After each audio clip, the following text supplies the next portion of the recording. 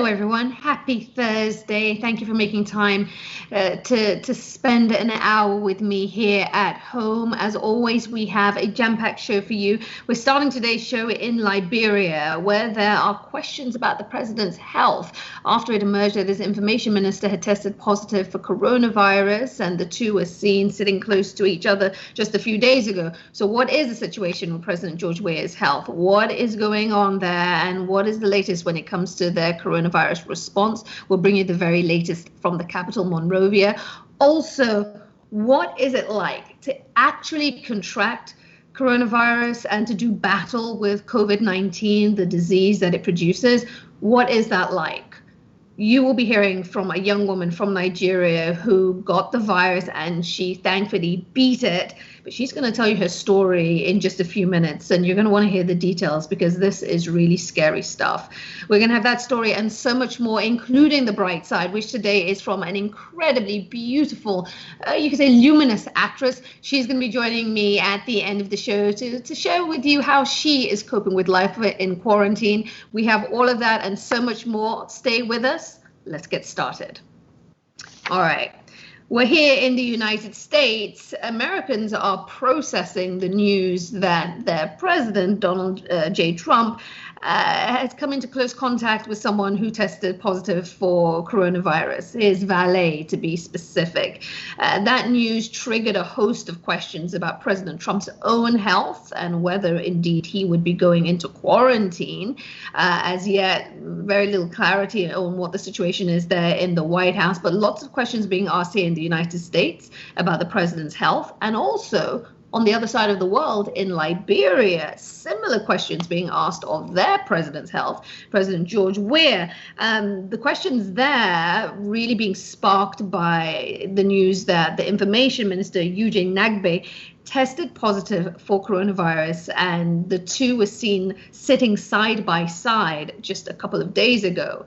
Now, the news broke, and according to local reports, President Weah was seen out and about handing out masks. He hadn't gone into quarantine. The search for answers as to whether he'd had a test, those answers weren't forthcoming. So we want to get the latest on the situation now there in Liberia. Joining me now is Bai Samaji Best. He is the managing director of the Liberian Observer Corporation, and he joins us now from Monrovia. Bai, welcome.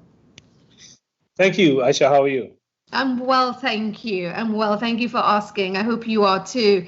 Let's jump in. What is the situation with President Weah? The last that I saw, he had not been tested. Has that changed? His close circle is very, very tight-lipped about whether he has been tested or not. Whenever we ask, they're always saying that he's in excellent health. He's in the best of health, and there's nothing to worry about. And so, the rumor mill in Liberia is very, very vibrant. And we in the mainstream media try to sift her out and do fact checking and talk to our sources and see what we can ascertain that we can hold on to and tell the public. But we're dealing with a government who is largely inexperienced in a lot of ways in terms of governance, in terms of information management, and handling a monumental, daunting experience like the COVID-19 pandemic, which is a global one. Just amassing the resources to be able to take care of things, to treat people, to get tested and things like that. Sometimes they do things that may even be the best of intentions, but they get misinterpreted. Yeah. So, for example, just earlier this week, the president personally received a small box of this COVID organic tea from Madagascar. This one that everybody's raving about. And I don't know if everybody's raving about it, but a lot of people are actually warning against everybody's it. talking about it. Yeah, yeah. So, social media went wild with saying that the president is selfish. He only got a small, box just for himself and his friends. And when I talked to the health minister, and I got a story coming out on that later on tonight. When I talked to the health minister, she said, "Look, we only have a small specimen so that we can do our due diligence and test it, because the WHO has said has urged everybody to tread carefully with this juice." So once again, it's something that the government thought that they should at least try, but people went wild and were like, "Hey, the president is being very selfish about that." I don't know why anyone is rushing to want to try something that hasn't been scientifically tested, or at least the results have not been disclosed. But that's a longer conversation. Right. How is that being received? The fact that the president's status has not been disclosed, the fact that he was in close contact with the information minister, and that's known, and he hasn't taken the test. How is that being received, and what signal does that send to the Liberian public? A lot of people, we're in a society where a lot of people follow everything that the president does. Some months ago, the president was seen playing a game of Ludo. I don't know if you know that game. I played it. It's a board game. Okay. Mm-hmm. Very good. And I distinctly remember that after that social media post, when they saw him, he scored a 6 on the die, and he was so excited and running all over the place. And a week later, every street corner that I passed, I saw young people playing that game, and they were all converged around this board. And I thought to myself, if he was seen on social media reading a book or doing something a bit more constructive, academically constructive, something like that, imagine the impact that would have.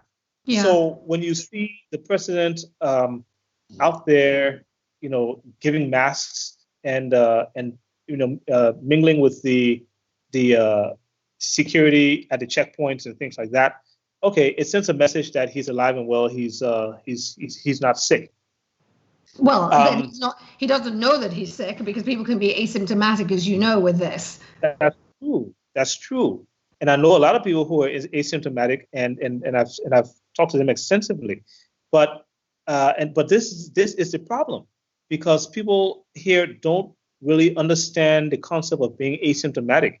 Mm-hmm. Our most recent memory about a pandemic, a deadly pandemic, was Ebola. And with Ebola, there was no such thing as asymptomatic.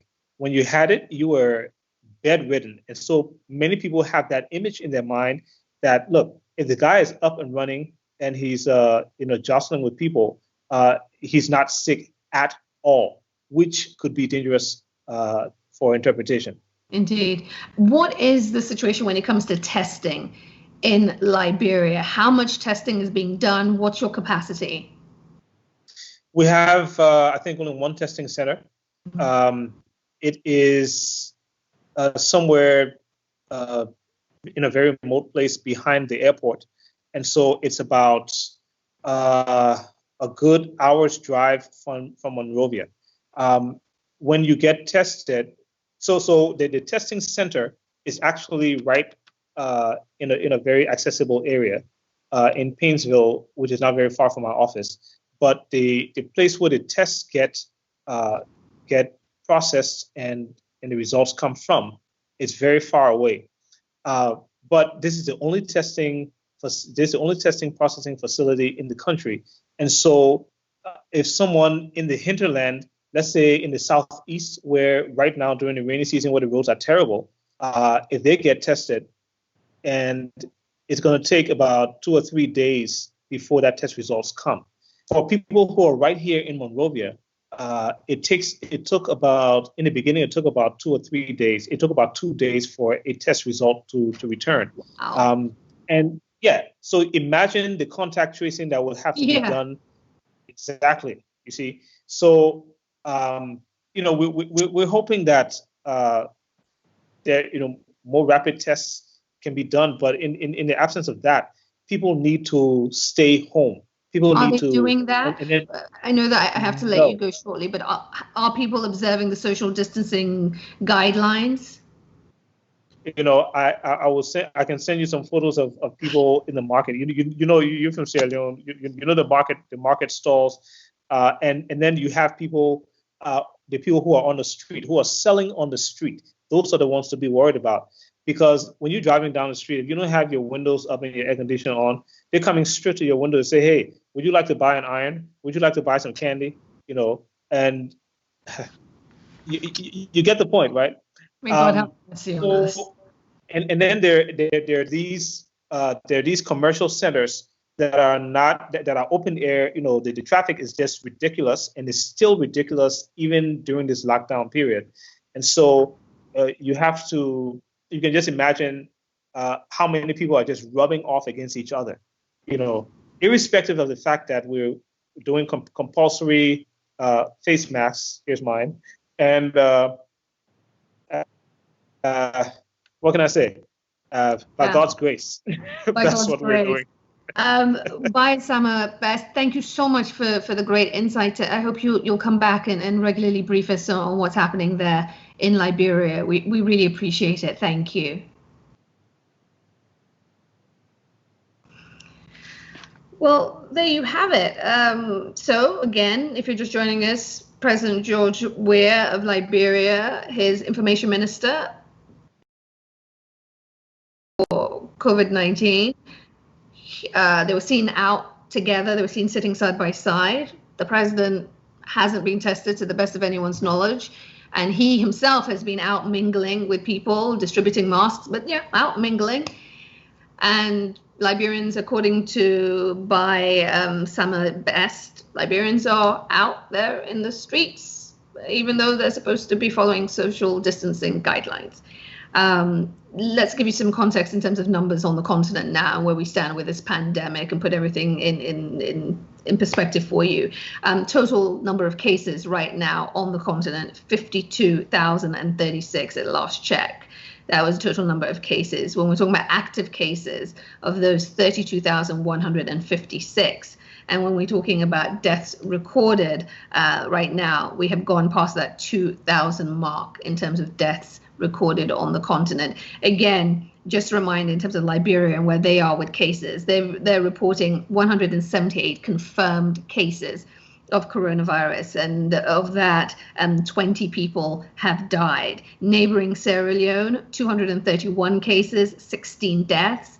And over the border in Guinea, definitely one that we are concerned about, 1,856 cases at last check, with 11 deaths. These three countries, you heard Bai reference it there, these three countries were the epicenter of the 2014 Ebola outbreak, which claimed the lives of over 11,000 people. So we watch the situation very, very closely, considering that the borders are pretty free-flowing from Sierra Leone. People just tend to move between both, all three countries. So something for us to watch very, very closely. But total number of cases there on the continent right now, if you're keeping track of these numbers, and we all should be keeping track of these numbers, over 52,000 now. We have gone past that benchmark of 50,000, 52,000, over 2,000 deaths on the continent right now.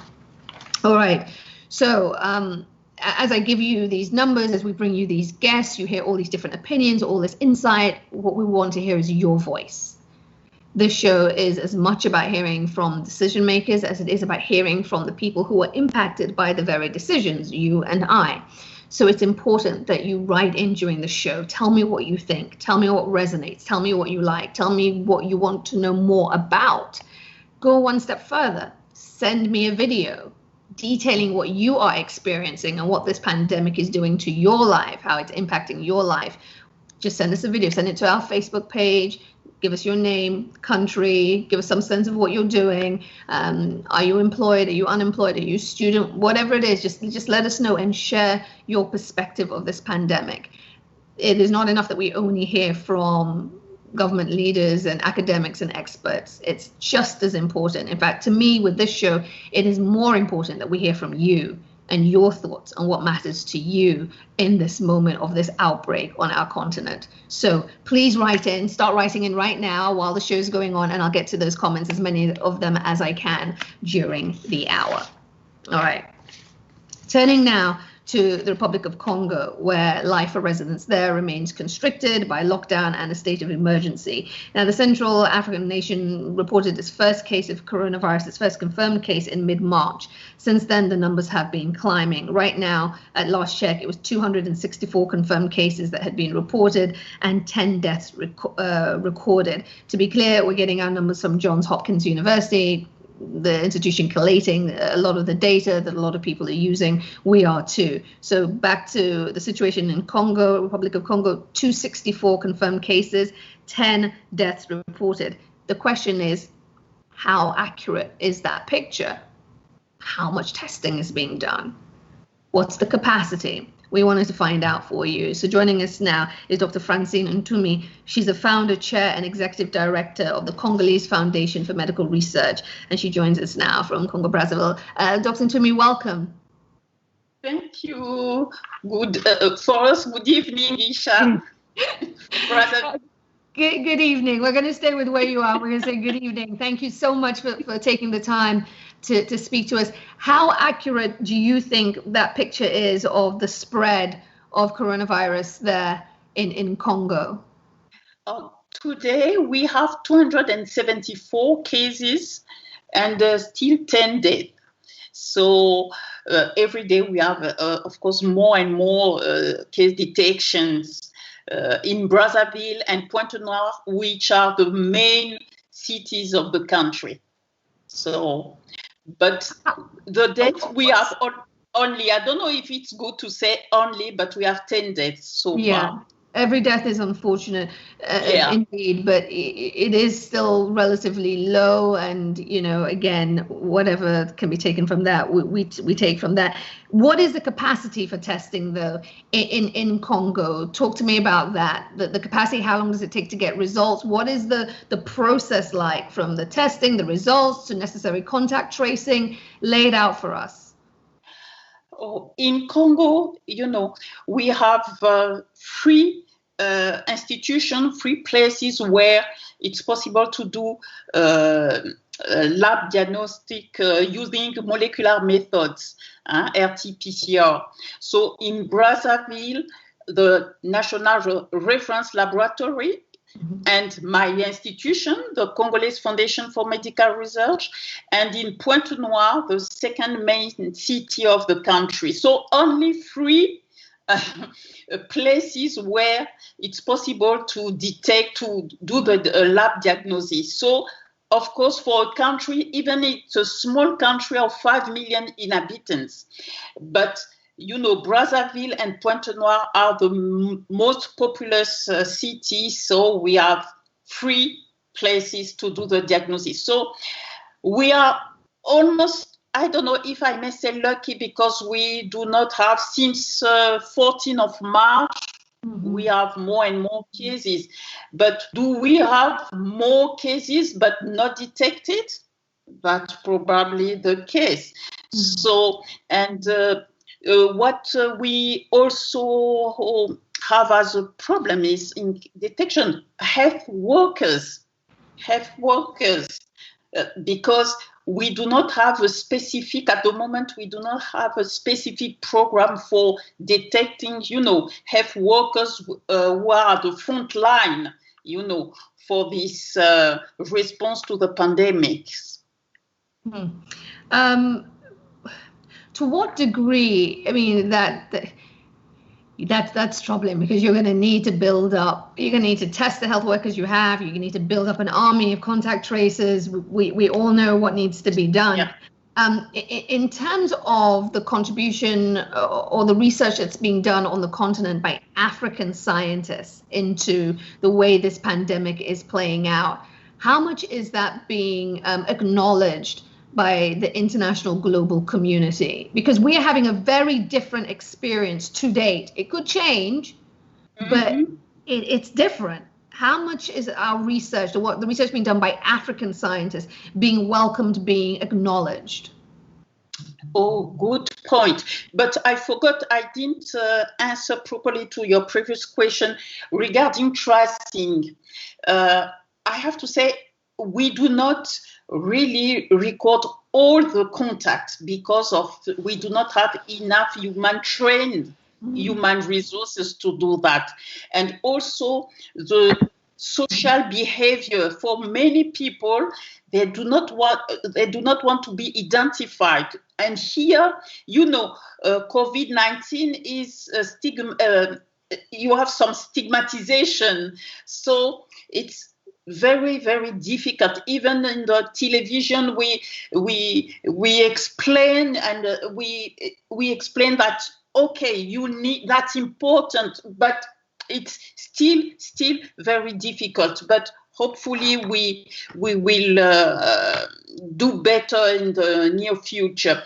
And with regard to research activities conducted by African scientists, I would say I see a difference between, the Ebola outbreak in West Africa and the current situation, because there was an alarm with this outbreak in West Africa, because the scientific community, the global scientific community, realized that, it's important, to build health research capacities in Africa. Even it's a small country, it's necessary to have at least the minimum of scientists being able to address relevant issues for the country. So now with this pandemic, we see that African scientists have been able to advise their local stakeholders, and also to be able to start to identify, to detect. Even, I have to say, it could be better, and we have not done enough. But I see that we are, better prepared. But we need to do more. Why I say that? Because we notice that many countries did not make their decision based on science. They have made decisions based on what decisions have been made in Europe, made in the US, but they didn't ask local scientific community how to manage, based on their knowledge. So but I see that it's better. It's an opportunity for African scientists also to address the issue, because, as you explained rightly, Isha, there is not this strong wave of infection in Africa. So why? Indeed. And Dr. Ntumi, I'm going to get you back, in a couple of weeks, because I would really like to have more of this conversation about the science, about what you're detecting with your lab there, and just about the advances of African scientists. But I want to thank you for your time today. Thank you so much, and we'll continue the conversation in the days ahead. Thank you, Isha. Thank you. Stay safe. Dr. Ntumi there, making the very good point that we need to listen to African scientists so that they help shape the response on the continent. Those decisions being made by our leaders need to include our scientists as well. She also touched on the question of stigmatization, and said there in Congo, people didn't want their names disclosed and didn't want people to know that they had contracted coronavirus. Well, next I want to tell you about a young woman from Nigeria who actually did contract the virus. 29-year-old Oluwaseun Ayodeji Oshowabi went to London in March. It was supposed to be, one of life's high points. She was attending the Commonwealth Day service at Westminster Abbey. In fact, she was the flag bearer of the procession, which also included Britain's Queen Elizabeth II. Great time. She went, she was in London for a couple of days. She got on the plane. She headed back to Nigeria. When she landed in Nigeria, she started to feel ill. I spoke to Oluwaseun a little earlier, and she picked up the story from there. Take a listen. Oluwaseun, how sick did you get? I was very sick. I was throwing up. I had diarrhea. I was dizzy most of the times. You know, my body wasn't taking anything. So I lost my sense of taste, but my sense of smell heightened. So that means I could smell my food and it would be disgusting to me. My body would refuse to take water or even, take food in. There were times that I would throw out every water in my system. I was really sick. I was really, really sick. What do you say to those people who, are inclined to say, I mean, it's not a big deal. I mean, Africans, when they get this thing, it's really mild. I mean, you're telling a story that's completely different from a lot of the commonly held attitudes to COVID. Yeah. I mean, I hear that, Black people can get sick or Africans can get sick and all of that. And I think they are just wrong, narratives that people have. I'm an African, I'm Nigerian, and I got really sick. And I think maybe what helped me is, of course, the care from the healthcare workers and also my immune system. But it doesn't matter if you're African, if you're Black or white, if you're young or old, if you're wealthy or poor. I mean, this virus will kick your system regardless of who you are. And I think people need to take it very seriously that this virus actually exists. And what did they give you in terms of medication there at the center? What kind of treatment did you receive? So because I was dealing with too many issues, so I was, having symptoms of the virus in itself and also reacting to medication. So I had like a lot of tablets. So there were times I would take 13 tablets in the morning, maybe 12 in the afternoon, maybe 8 or 10 at night. And then the next day, a different amount of, tablets, because they were trying to deal with everything wrong with me at the same time. So I really wasn't very sure of the name of the medication. But I was just taking everything because I just wanted to survive. So it really didn't matter what medication it was. I just took it in. What was the lowest point? The lowest point for me was when they had given me all the they were giving me the medications and I still was throwing up. And the nurses would come and they would look at me and say they don't understand why I'm still throwing up because they've already given me medication to stop the vomit. So it felt like, oh my God, my body's rejecting the medication. Like, this is a problem. And then when they come into the center, they will look at me and say, please try to eat. Please stay hydrated. Your body needs it. And for me, it felt like my body was rejecting everything it needed. So it was a low moment for me. And I had to, say, even if I would throw up or, I would not like it, but I had to drink water. I had to eat. I would throw up, but I just still had to keep taking it in. So it was really tough.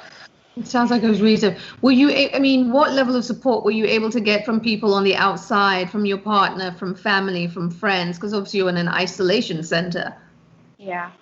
They would call me, send me food, send me fruits. Just sent me a couple of things to keep me going and to help my immune system. They will call me as well. I think there was even a time I had like a Netflix party. Yeah. Like my partner and I we watched a movie on one of the days that I felt good. Watched a movie together and spoke for hours, just encouraging me. So it was very good to know that people on the outside, cared for me and, were wishing me well. And I was just like, I can't die. So, I was fighting as much as they were, fighting for me as well. And how long did it take before things turned around? It took 2 weeks and a few days. Wow. So for 2 weeks, you were seriously sick? Yeah. I got better towards the end of the 2 weeks. So my sense of taste gradually returned. I could, eat maybe like 4 spoons or 5 spoons of a meal. And I could drink water as well. So I started encouraging other people, other patients in the ward. So like I became like the accountability partner, like, oh, I know what you're going through. It's tough. Just try. Drink the water, eat your food, It got better towards the end of the 2 weeks. And the other people who were there in the ward, who I'm assuming turned up in the time you were there, Were they as sick? Was that the general situation there? No, I think of all the patients at the time I was there, I think I was the one who had the worst reaction, because at some point when the medication wasn't working anymore, the doctor had to give me an injection. So none of them had to take an injection. None of them, was, seriously throwing up or having diarrhea like I was. So my case was the worst. So that's how, I was able to encourage others, like, listen, I've had it worse than you're currently having. So if I can beat it, you can also beat it. So try, take your medication, just trying to help, other patients as much as I could. Well, thankfully you survived, you were discharged, and you made it back home. Yeah. With that, you're home, and then obviously people know that you had COVID. Yeah. How concerned were you about being stigmatized? How were you received? I was really worried about speaking up, because I'd read a lot of things online, and people would say, oh, there's no COVID in Nigeria, it's a lie, it's not true. So I knew that putting myself out there as the first person whose face would be openly known as a COVID survivor, I was taking on a huge responsibility, which means a lot of people will, reach out to me to ask a lot of questions in terms of my medication, the isolation center, my symptoms, and some would even question the authenticity. Oh, English is difficult right now. I'm going to question if my story is true or not. People doubted that you were telling the truth? Yeah, why?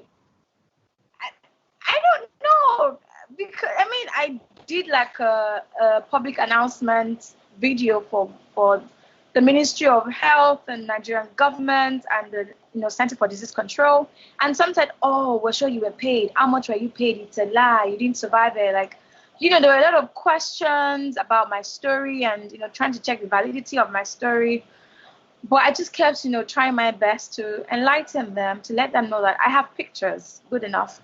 I took pictures in the center. Like, I had a lot of pictures to show that I truly was sick. And I'm not doing this for the purpose of funds or anything. I'm doing it because there are other people who, their community members are stigmatizing against them. They can't even return to the homes where they were picked up from, because everyone is talking in group chats saying, oh, this is a COVID-19 patient, she might, infect us and all of that. I was trying to help other people, get the support that they need at the time. So it was really tough, but it had to be done. How are you feeling now? Because one of the things I've heard from survivors is that they continue to feel weak. And some people also talk about an emotional toll that it took on them. Some have been quite honest and said it feels a little bit like a depression. How long has it been since you left the center, and how are you doing now? It's been a month and a week since I left the isolation center. And, I share in the concerns of everyone, you've spoken to, who have shared, how they are doing, because there are days I wake up and I'm just tired for no reason. My body is weak. The speed at which I did things previously, I can't do them anymore. I have panic attacks when my phone rings. Somewhat have like a bit of depression when I think about it. I was having anxiety attacks. Like I couldn't watch TV to listen to news around COVID. I see like an advert on TV around COVID, I turn it off because it triggers me. And sometimes I forget things, so yeah, it does have its own side effects, but I'm trying to live with it. I'm trying to, manage the situation. It's been a month and a week, so I can only hope to get better and regain my strength and, my memory as much as I can. Yeah, well, we certainly hope that's the case. What message do you want to give people, not just in Nigeria? I mean, we've got over 50,000 cases in Africa now. And again, we're battling a lot of bad information around COVID, and just, a lot of people saying this isn't a big deal. I want to give you the final word. What message do you want to send to people? What do you want to leave them with? Like I always say, coronavirus is not a death sentence. I mean, a number of people, a lot of people actually have died as a result, and my heart goes out to all of their family members who are currently mourning at this time. But also we've had cases of recovery, and I'm just encouraging everyone who is fighting currently, who maybe feels like they might not survive, just fight as much as you can, to survive. It's tough, it's hard, your body would kick against you, but you are stronger. And for those who stigmatize those who test positive, you're making it more difficult for other people to get tested, because then they feel like if people know about their situation, they will get stigmatized and they would lie about their situation, and it gets worse because some people are asymptomatic, which means they won't indicate symptoms, but they have the virus and they will come in close contact with other people, and that's how it spreads. So, as much as possible, please show support to those who are currently battling COVID-19 or have recovered from it. We need all the support that we can get. We need all the love, and keep supporting healthcare workers who are daily putting their lives on the line to fight for us and fight to help us live. Just support us, really. Yeah, absolutely.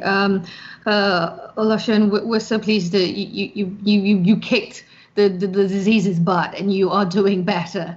And keep fighting. You're in our thoughts, and thank you for being so honest and sharing your story. It's going to help a lot of people and hopefully change a lot of attitudes. So thank you. Thank you so much for having me. Stay safe. You too. Olashen Ayosobi there, bravely sharing her story, and it's an important story for us all to take into account. You don't have to die from this disease to be seriously impacted. And I think that's what I keep stressing to people, and that's the message that I really want to reinforce after speaking to her. You can survive, and she's still dealing with weakness and feeling not quite herself, a little depression, panic attacks.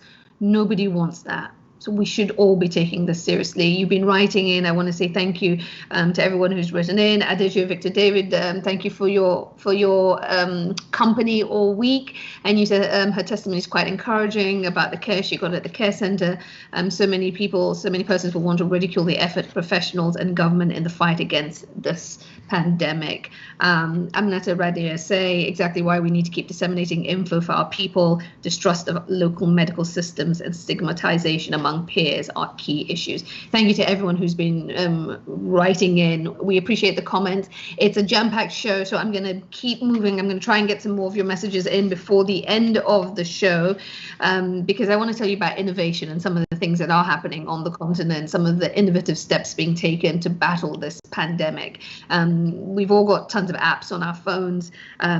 In fact, I was about to tell you something completely differently. As we talk about innovation, we're talking about testing and the strides that are being made there. I want to bring in my friend, my colleague. She's also got a really fancy title that I'm supposed to give every day now. Senior Fellow at the Center for Strategic and International Studies. Arun Zainberji is here to break down the way Ghana is fighting smarter against COVID-19. Hello, esteemed one. Now, finally, I'm getting the respect I deserve from you, Aisha. How many years did it take to get you to this place? And you forgot to mention I'm also your muse. Everything I do is because of you. You inspire everything. Good to see you, Aisha. The point about innovation, it's a really important one because you're seeing this in so many countries across the continent, Senegal, Kenya, Uganda, South Africa. But you mentioned Ghana. And they're doing something pretty cool. And Germany and India have also been doing this. So Ghana is testing it out. What they're doing is, because there's a shortage of kits, they are batching samples of tests, right? So what they're doing is they're gathering 10 samples, putting them through one test process, and if the whole batch tests negative, then they just basically can say, okay, we've tested 10 right away, and we don't need to deal with that any further, and they can expand their testing much faster as a result. Now, if one tests positive, they're going to have to test every single sample to find out which one was the positive one. So it only really works because the numbers are relatively low, like they are in Germany and like they are in India. So Ghana is able to do that because of it. If it was escalating and very high, a method like that would be pretty troublesome. The other cool thing Ghana's doing, Aisha, is delivering COVID samples via drone. So that's a pretty impressive development, and they're doing that quite successfully. Is everyone buying into this batch testing? I mean, some people, I'd imagine some would question the not veracity, but the certainty with which you can take those results. Yeah, there's a loophole to that, right? Like there are errors that can be made, and it's not necessarily a guarantee that every single one will test the way that it's supposed to. So what some critics are saying is actually, wait a minute, once you start getting a volume of positive cases and you start testing at volume, it's going to be much, much harder to identify exactly where the cases could be. So there could be a problem with that. Critics are saying that that may not be the best way, that you have to do it by one. But because there are limited kits and a need for speed, this batching approach appears to be one that's been embraced by only countries that have low COVID rates. Okay. If it's much higher, then it's like a waste of time, and there is margin for error. So there's that consideration. Well, as you know, I mean, as we talk about testing, we also need to talk about these lockdowns. You and I are both in LA, and we're in a country that is rapidly opening up. Quite a scary pace. I may never leave my apartment again. What's the situation on the continent when it comes to these lockdowns and how that's progressing? There was quite a significant body of research done by the Economic Commission of Africa on lockdowns that went through countries that have full lockdowns, the partial lockdowns, localized lockdowns, and no lockdowns. And they looked at the economic impact, essentially, of the lockdowns. And so I pulled out some of the more interesting stuff, Aisha, to share with you. They're estimating that 1 month of lockdowns has cost Africa 2.5% of its annual GDP. So 2.5% 1 month. Of $65 billion. Yes, 1 month. Now I want you to calculate now what is 2.5% of 65 billion. Go. Right. So that's a substantial number, but that is the impact. And then you layer on that drop in commodity prices, lesser investment flows onto the continent. So there's a major impact. There was a long list of the top challenges Africa has faced in the lockdown. So I just picked the top 3 for you, and they've been drop in demand for products and services, the lack of operational cash flow, as well as the third item being can't meet new customers. On average, businesses in Africa are operating at 43% only. So that's between 14th of April and 20th of April. And some of the bigger businesses are doing a little bit more than that, but that's the average. The lowest capacities because of the lockdown are manufacturing, entertainment, utilities, and transport sectors. And a couple of other small facts. The localized or national lockdowns happened in 42 countries across the continent. So not everybody was in a lockdown scenario. And there was data linked between who was locking down more efficiently, much harder. And it appeared that wealthier countries were taking much more stringent measures across the continent. Like Rwanda. Exactly, South Africa, exactly. So that's a quick lockdown snapshot, and they're following this data quite well and looking at benchmarks on how other countries have not only handled lockdowns, but how have they handled opening up, right? And so African leaders are looking really closely at Europe and Spain, Italy, the UK, the US. Look at the US. This is not how it is. Well, they are looking at the US to see how not to do things. How not to do it. So African leaders, people, do not open up the way we're opening up here, because this is chaos. Dame Virgie, my esteemed muse, Thank you, Aisha. Always. By the way, did you notice I'm not wearing a baseball cap today? Because I can't take it anymore. So I just notice. I'm coming back to normal slightly. Even I'm opening out. Like I said, no opening. Thank you, friend. Please be safe. Stay indoors. It's about to go bonkers around here. Stay indoors. Thank you, friend. Be safe. Speak to you soon. Love you too. Take care. All right. Again, we're talking about what you take and what you don't take from, what's happening around the world and, the lessons learned. But the most important lesson that they shared just now is that the lockdowns are costing African nations a great deal of money. But the question is, how do we navigate this pandemic in the absence of being able to test the way we want to? How do we navigate it if lockdowns are not the way forward and because they cause too much harm? And again, the tests aren't available. It does feel a little bit like being between the rock and a hard place. Let's move on though and stay in the vein of technology and innovation. Apps, everyone's got them. You've got an app for just about everything these days. In some places, though, it's easier to use an app than it is to do most other practical things. In Kenya, for example, it's easier to use an app to get food than it is, a life-saving trip to the hospital. So I'll say that again, it's easier in a place like Kenya, at least it has been, to order food from your phone using an app than it is to get a trip to the hospital.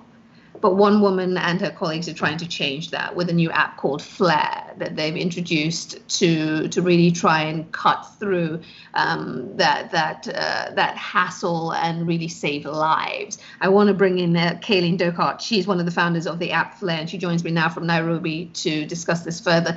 Kayleen, welcome. Thank you so much. And so set the scene for us properly in terms of why you felt there was a need for an app like yours. Yeah, I think that 911 systems, you often, if you grow up in the US where I did, you take it for granted. But the reality is the majority of the world doesn't have 911. So that means that if you have a road accident or you go into labor in the middle of the night, there's literally no single person to call. And so what oftentimes happens, and what happened pre-us in Nairobi, is that you would start the phone tree. Maybe you have a family member who's a physician, or you call a hospital, or you call your neighbor. And what turns into one call turns into several and turns into hours of waiting for help to arrive. And so when we started the company, we realized that if you can get an Uber, in minutes to your house in Nairobi, you can get pizza delivered, or you can really get most everything in Nairobi. It's quite a cosmopolitan city. Why can't you get one of the most basic services that we all kind of deserve to have? And so fast forward to today, and we now have brought together all of the different ambulances that do exist, because one of the things that we realized is that there actually were available ambulances and there were kind of everyday heroes that were going and trying to do their best. But only through kind of bringing them together could we have a nationwide system. So we are excited to be able. Talk to me about its actual application and the take-up. Yeah, so we've grown quite substantially. I mean, we've handled, more than 20,000 emergencies over the last several years. I mean, we were a main provider of emergency services during the Dusit terror attack to kind of everyday incidents. And so I think that it's one of those things where we all think of ourselves as like a Superman or Superwoman, and we're never going to have an emergency. But the reality is that at a population level, emergencies aren't rare at all. And so we've really been able to kind of service that kind of quite quickly over the last couple of years. And in this time of coronavirus, talk to me about the application and the usage of the app now. Yeah, we've seen some really interesting patterns. I mean, I think the first thing that we saw was that, when the first case happened in Kenya back in mid-March, there was a flurry of just calls. And you saw that in the US as well, where 911 was flooded with questions and wanting to get more information about where to get tested. And it wasn't necessarily everyone who was presenting with symptoms. And so we have, over the last, couple of months, handled a number of suspected COVID patients because they need to get safely to the hospital. And it's obviously better for them to take an ambulance than to go in public transport or get a friend to take them. But I think what we're seeing now is actually what a lot of people are calling like the secondary effect. So because there is a curfew, what we've seen recently is that during the curfew hours, the good news is that there's less road accidents, so less drunk driving accidents. So that's a positive. But the real negative is actually a surge in expectant moms not being able to get to the hospital. I mean, in Nairobi, there's 150 women who deliver every night, and across the country, 2,500 women. So it's not, I mean, small, and there are going to be complications. And so we have started to actually fill that gap, actually more than even COVID right now. Of course, that could change, but that's what we're seeing kind of on the ground. All right. Kaylin Jokar, thank you so much for joining us and telling us about FLARE. We appreciate it. It's good to know that you're out there during this time where, you know, people really need help and there's just a lot going on. So thank you. Yeah, thank you so much for having us. Stay safe. Yeah, take care. Thanks. FLARE making us there in Kenya. I mean, striking numbers there that she's giving something like, you know, over 200 women a day giving birth in Nairobi and significantly higher across the nation. And, you know, there are complications and you need services like this. You know, it can't be a complicated process of getting access to an ambulance. You know, it has to be simplified. And, you know, this is the kind of innovation that's making a difference in a place like Kenya. And it's a difference that is especially needed right now. So good to know about that and to share that with you. Also good that you are still writing in and you're still staying with me. So I want to say thank you. People from Malawi in the house, lots of Sierra Leoneans watching. Thank you for that. Someone just wrote in and said that they were late for the show. I'm trying to find your message. You should not be late for the show, but thank you for finding time to pop in and catch up with what we're doing right now. We are about to wrap, but before I go, I want to tell you about the 5 stories that we are watching closely for you. Very quickly, strange deaths being reported in Nigeria. Sudden spike in deaths in the northern Nigerian state of Jigawa. According to local media reports, people saying that 100 people have died in about 10 days. Local state government is looking into this. They've sent a team, including a WHO rep, and they're asking for results by the end of the week. Worth pointing out that they're also investigating mysterious deaths in neighboring Kano and Yobe state. Story number 2 that we're watching for you here on Home with Isha Sesay, ECOWAS, the regional bloc, rejecting that herbal cure out of Madagascar. They have put out a statement saying that, let me read part of it. We wish to disassociate ECOWAS and its health institution, West Africa Health Organization, WHO, from this claim. There'd been a claim that ECOWAS was going to get a batch. They say they want to disassociate from this claim and inform the general public that we have not ordered the said CVO medicine, which is the coronavirus organics. That's what they're saying. Sorry, I couldn't hear what you said. Was Siri speaking of her own volition. So there you have it. ECOWAS rejecting the claim that was out there that they had ordered a batch of these tonics. This comes after WHO and warned everyone not to put their faith in these unproven herbal remedies. Story number 3 we're watching for you out of Kenya. Remember I told you that the government had been trying to ramp up testing. They had tried to do a mass testing effort over the weekend. There was poor turnout. Local media was reporting that people were not coming out because they feared that if they came out, showed symptoms, they would be sent to quarantine and they would have to pay for it themselves. Now the Kenyan government has announced that they will pick up the cost for anyone that is sent into government quarantine. That cost could run to about $20 per day. The Kenyan government saying they will now pick up the cost for anyone who is quarantined in a government facility. The hope now is that should see an upsurge or uptick in testing. Story number 4 that we're watching for you out of Tanzania. Tanzania, we're watching a great deal these days. This time we're looking at their parliament. The opposition MPs have boycotted parliament because 3 MPs died about 2 weeks ago, though it hasn't been directly linked to COVID. 3 MPs died. The opposition MPs have boycotted and said they're going into self-isolation. The president, John Magufuli, says that because they receive an allowance, that allowance that they've been given, you know, that it's wrong that they would go into self-isolation or boycott parliament. The speaker of parliament is saying that they should in fact pay that money back, or he's threatening charges because he says it's theft. It's very complicated in Tanzania. We're watching the situation there. Closing with a story from Tanzania. Also, this time, Africa CDC pushing back against John Magufuli, the president of Tanzania, after he said a few days ago that the testing kits that they were using in Tanzania were faulty. He says he knows they're faulty because he submitted a pawpaw, a quail, and a goat to be tested secretly, and that he received positive results for coronavirus for the pawpaw, the quail, and the goat. So he says the testing kits are faulty.